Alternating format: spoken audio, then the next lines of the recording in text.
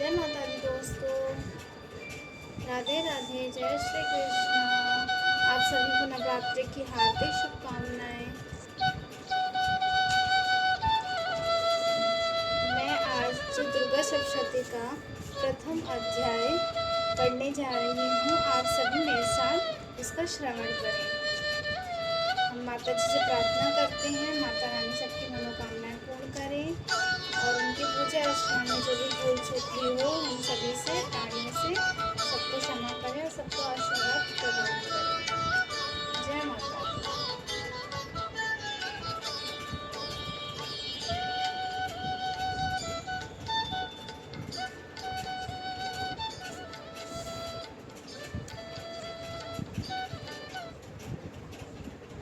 पहला अध्याय। महर्षि मार्कंडेय जी बोले, भगवान सूर्य के पुत्र स्वर्णिक की उत्पत्ति की कथा तो मैं विस्तार से कहता हूँ, आप ध्यान से सुनिए। सूर्य की छाया से उत्पन्न स्वर्णिक जगजननी महामाया की कृपा से जैसे मनवंतर के अधिपति बने वह कथा सुनिए। प्राचीन काल में सर्वोच्च मनवंतर के चैतवंशी राजा सूरत समस्त पृथ्वी के चक्रवर्ती राजा हुए। वे प्रजा व अपने पुत्रों की भांति पालन करते थे। यवन राजाओं से राजा सूरत की शत्रुता हो गई। दुष्ट दलन राजा सूरत ने उनका भयंकर युद्ध हुआ और थोड़ी सेना होने से यवन राजाओं ने सूरत को हरा दिया। तदंतर राजा अपने नगर में अराज्य करने लगा, तो भी अन्य शत्रु राजाओं ने राजा सूरत पर चढ़ाई कर दी और नगर में भी दुराचारी मंत्रियों ने राजा का कोष, सैन्य तथा समस्त वस्तुएं छीन ली। तब राजा सूरत हारकर अकेला ही घोड़े पर सवार हो शिकार खेलने बहाने घोर जंगल में चला गया। वहाँ महर्षि मेधा का सुंदर आश्रम देखा तो अहिंसक सिंह आदि पशुओं तथा शिष्यों और मुनियों से शोभित था। वहाँ बैठे हुए महर्षि मेधा को राजा सूरत को नमस्कार किया और मुनि से उचित सत्कार पाकर उसी आश्रम में रहा। कुछ काल के बाद फिर वह अपने राज्य तथा प्रजा की चिंता से विचरने लगा कि जिस राज्य को मेरे पूर्वजों ने भली भांति चलाया और प्रजा का पालन किया, वह आज मुझसे चला गया। वह दुष्ट मंत्री राज्य का पालन धर्म नीति के अनुसार कर रहे होंगे या नहीं, और मेरा मुख्य हाथी भी दुश्मनों के वश में हो जाने से क्या क्या कष्ट भोगता होगा। जो आज्ञाकारी नौकर नित्य प्रसन्नता से धन और भोजन प्राप्त करते थे, अब उन दुष्ट राजाओं के आश्रय में रहकर कष्ट पाते होंगे। मंत्री राज्य के धन को कुमार्ग में व्यर्थ ही अपव्यय करते होंगे। जो धन मेरे पूर्वजों ने बड़े कष्ट से संग्रह किया था, सो नष्ट हो गया होगा। इस प्रकार वह राजा राज्य की सभी बातों की चिंता करने लगा। कुछ समय पश्चात एक दिन आश्रम के समीप एक वैश्य को आते देखा तो राजा ने उनसे पूछा कि अरे भाई, तुम कौन हो और यहाँ क्यों आए हो? तुम्हारा मिलन मुख शोक युक्त क्यों दिखाई देता है? इस प्रकार राजा सूरत की बातों को सुनकर उस समाधि नाम के वैश्य ने राजा सूरत से कहा कि हे राजन, मैं समाधि नाम का एक वैश्य हूँ। मेरा जन्म धनवान कुल में हुआ। मेरे दुष्ट स्त्री पुत्र आदि ने मुझे धन के लोभ से घर से निकाल दिया और मेरा धन छीन लिया, और मैं धन स्त्री पुत्र से रहित हूँ। अब मैं अकेला दुखी होकर इस वन में आया हूँ। मुझे अपनी स्त्री बंधुओं का कुछ पता नहीं। मैं यहाँ रहने के कारण अपनी स्त्री पुत्र तथा स्वजनों की परिस्थिति को नहीं जानता कि वह इस समय अपने स्थान पर सुखी हैं या दुखी। मैं यह भी नहीं जानता कि मेरे पुत्र सदाचारी हैं या व्यभिचारी। राजा बोला, जिन स्त्री पुत्र आदि ने तेरे धन संपत्ति को छीन लिया और फिर उन्हीं के स्नेह में तेरा मन क्यों जाता है? वैश्य बोला, आपने मेरे विषय में जो बातें कही वे वास्तव में सत्य हैं, परंतु मैं क्या करूं? मेरे चित्त में कठोरता उत्पन्न नहीं होती। जिन पुत्र आदि ने धन के लोभ में आकर मुझे घर से निकाल दिया है, मेरा चित्त फिर भी उन्हीं में आसक्त होता है। मैं क्या करूं? इन स्वजनों के निर्मोही होने पर भी मेरे मन में उनके प्रति प्रेम है। मार्कंडेय ऋषि बोले, हे द्विज श्रेष्ठ, तत्पश्चात राजा सूरत और समाधि वैश्य दोनों मिलकर मेधा मुनि के समीप गए और प्रणाम करके बैठकर मेधा ऋषि से कथा प्रसंग करने लगे। राजा बोला, हे भगवान, मैं आपसे एक बात पूछना चाहता हूँ, आप कृपा करके बताओ। हे महाराज, मेरा मन वश में नहीं है, इसमें मुझे दुख है। गए हुए राज्य तथा अन्य सभी स्त्री पुत्र बंधुओं की ममता मुझे अभी तक बनी हुई है। हे मुनिश्रेष्ठ, ये जानते हुए भी मेरा स्नेह उनमें अज्ञानियों की भांति विशेष बढ़ता जाता है, और इस समाधि वैश्य को इसके पुत्र स्त्री आदि ने त्याग दिया और तथा इसे घर से बाहर निकाल दिया है। यह भी उनमें अत्यंत आसक्त रहता है। इसी तरह हम दोनों बहुत दुखी हैं। हे महाभाग, उनके दोषों को जानते हुए भी हम दोनों का हृदय उनके प्रति आसक्त रहता है। इतना ज्ञान होते हुए भी ऐसी ममता क्यों है? हम दोनों को अज्ञानियों की भांति मूढ़ता क्यों उत्पन्न हो रही है? महर्षि मेधा ने कहा, समस्त जंतुओं को जानने योग्य ज्ञान होता है। हे महाभाग, सभी प्राणी पृथक पृथक होते हैं, यानी कि अलग अलग होते हैं। कोई दिन में नहीं देखते, कोई रात में नहीं देखते, और कोई दिन में रात में समान दृष्टि से देखते हैं। पुरुष ज्ञान युक्त है, यह सत्य है, इसमें संदेह नहीं। केवल उसमें ही नहीं, सभी पशु पक्षी मृगादि में भी मनुष्य की भांति ज्ञान होता है।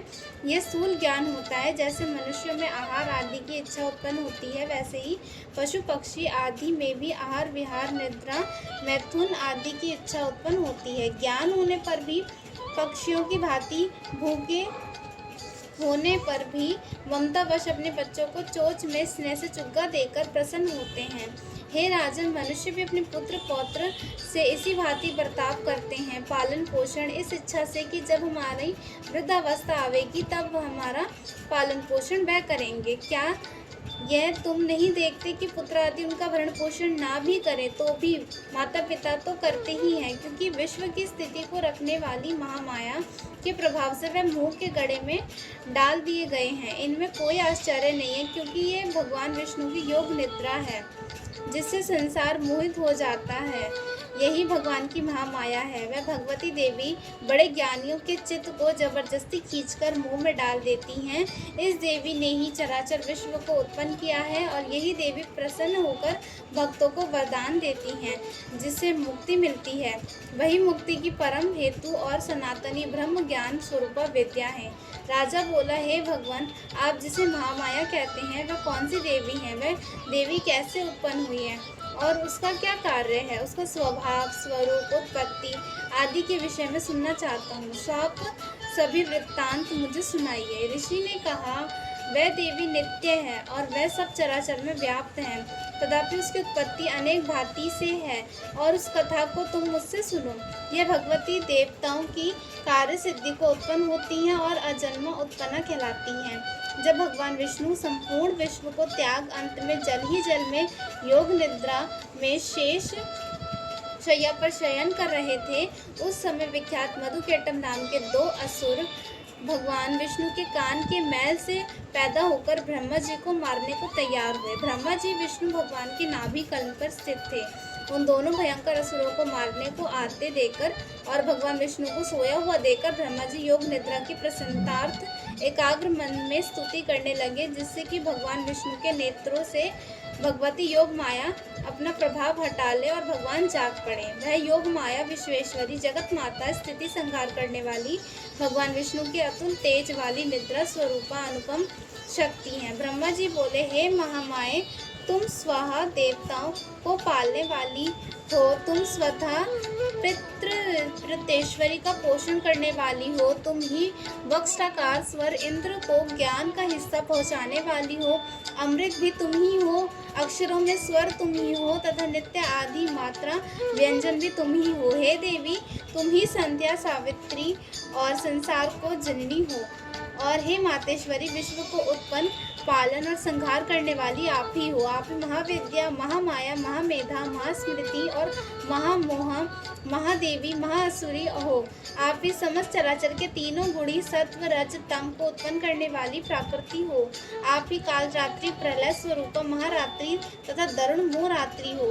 आप खड़ग, शूल, घोर, गदा, चक्र, शंख, धनुष, बाण, भुषुंडी परिद्ध आदि अस्त्र शस्त्रों को धारण करने वाली हो। हे देवी, आप ही सौम्यता हो तथा संसार में आप ही अति सुंदर हो, पर और अपरों में श्रेष्ठ आप ही परमेश्वरी हो, जो इस संसार की रचना, पालन और संहार करते हैं। उन भगवान विष्णु को आपने अपनी निद्रा वश कर लिया है। फिर भला बताइए, और कौन आपकी प्रार्थना करने में समर्थ है, जबकि आपने भगवान विष्णु, ईशान, शंकर तथा मुझसे ये शरीर ग्रहण कर लिया है। आप अपने प्रभाव से स्वयं प्रशंसित हो। मधु और केटव नाम के इन महादुष्टों को आप मोह लीजिए और विश्वपति भगवान अच्युत को जगाइए। इन दोनों महासुरों का संहार करने के लिए भगवान को बुद्धि दीजिए। ऋषि बोले, इस प्रकार जब ब्रह्मा जी ने मधु और केटव असुरों के संहार के लिए तब भगवान विष्णु को जागने के लिए तामसी देवी की प्रार्थना की, तो उसी समय भगवान विष्णु के नयन, मुख, नाक, भुजा, हृदय और वक्ष स्थल से निकलकर अव्यक्त योग माया उपस्थित हो गई और योग निद्रा से भगवान जाग गए। तदंतर भगवान विष्णु ने उन पराक्रमी वीर्यवान मधु और केटव असुरों को देखा। ब्रह्मा जी को खाने के लिए जिनकी आंखें लाल हो रही थी, तब भगवान विष्णु ने शेष शैया से उठ उन असुरों से 5000 वर्षों तक बाहु युद्ध किया। अति बलशाली महाउन्मत्त दोनों असुरों को महामाया ने मोहित कर रखा था। तथा दुष्टों ने भगवान से कहा, आप हमसे वरदान मांगो। भगवान ने कहा, यदि तुम मुझ पर प्रसन्न हो तो मेरे हाथों से तुम्हारी मृत्यु हो, तो मैं तो केवल यही वर चाहता हूँ। ऋषि ने कहा, इस भांति जब भगवान ने उनसे यह वरदान ले लिया तो वे भगवान से कहने लगे कि हमें सर्वत्र जल ही जल दिखाई देता है, इसलिए हे भगवान, हमारा वध उस स्थान पर कीजिए जहाँ पृथ्वी पर पानी ना हो। मेधा ऋषि ने कहा, तब भगवान विष्णु ने शंख, चक्र, गदा धारण किया और उनमें तथास्तु कहकर दोनों के सिर अपनी जंघों पर रखकर चक्र से काट दिए। इस प्रकार ये महामाया देवी श्री ब्रह्मा जी की प्रार्थना करने पर स्वयं उत्पन्न हुई हैं। हे राजन, मैं अब इसके प्रभाव को बताता हूँ, आप ध्यान से सुनो। अति प्रथम अध्याय समाप्त। बोलो जयकारा शेरा वाली दा, बोल साचे दरबार की जय। माई मेरे सचिया जोता वाली माता तेरी सदा ही जय। साचे दरबार की जय।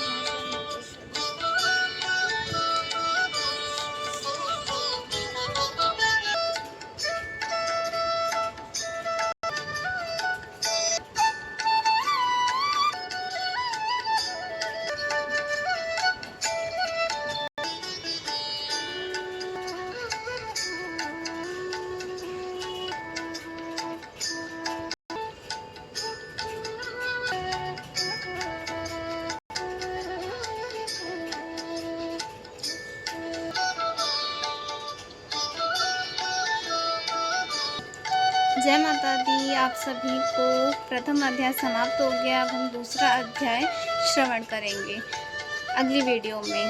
धन्यवाद आप सभी का।